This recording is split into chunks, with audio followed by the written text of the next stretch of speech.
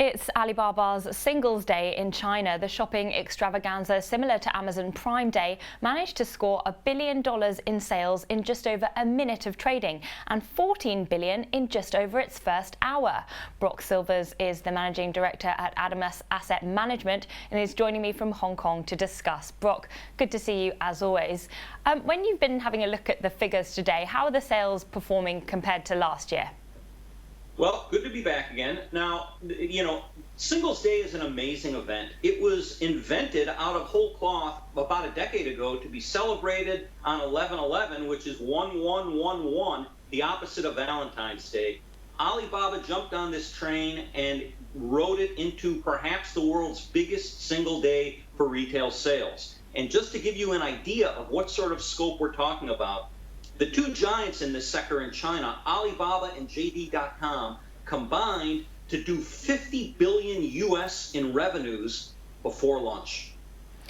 So that was quite a morning for them. Now, you would think that with that sort of performance, these equities should have just been popping through the roof all day long, and you would be wrong because that's not what happened. We saw Alibaba end the day up 0.27%. We saw JD end the day down 0.15%. So there's clearly a disconnect between what we're seeing in these top-line revenue numbers, which are astounding and exceptional, and what we're seeing in the equity markets, which is very middling. And I think I can explain that disparity. I would say there are three reasons. I think the first one, we have to note that there's discounting. There's heavy discounting. That's how China generates this sort of enthusiasm. So we really need to look at the profitability rather than the revenue data, and that won't be immediately available. When it is available, I'm sure it will be a positive story, but less positive than the amazing the revenue story we saw today. Now, our second reason has to do with timing.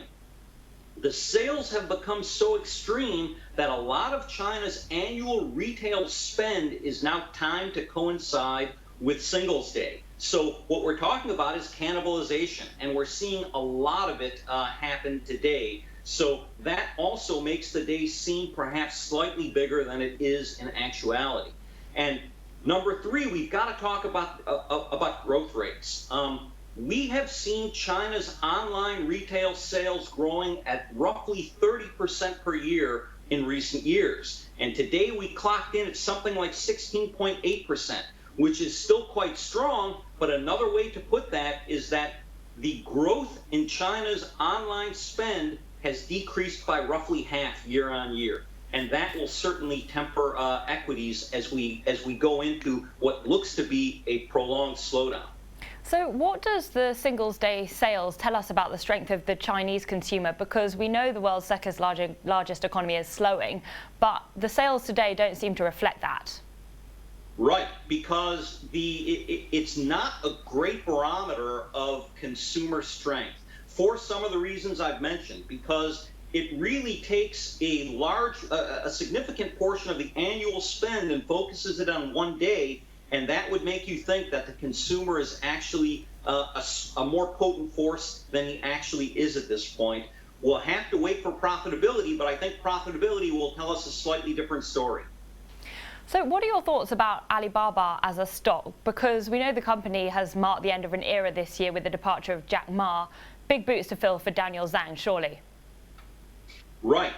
He has big shoes to fill, but look, I'm quite certain that Jack Ma will never go very far. You can't hold that sort of an equity position and still not be deeply involved, especially being a guy who's so revered in the sector as he clearly is. I think that in the short term, they have a lot of strategic decisions to make, and there's some real uncertainty there. But I still sort of like the company longer term. I still think that it will be productive. They just have to sort some things out, and that might not be something that we'll see done in the very near term. So within the space, Chinese e-commerce, what's your kind of favorite stock?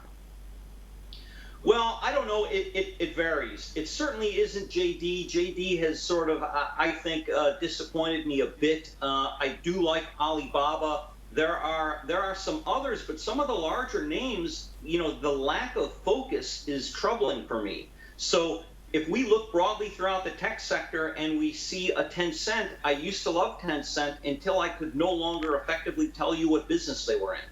And when that happens, I start to get more nervous. So I think we have some time in order to pick some winners in China because the Chinese economy is not ready to turn around.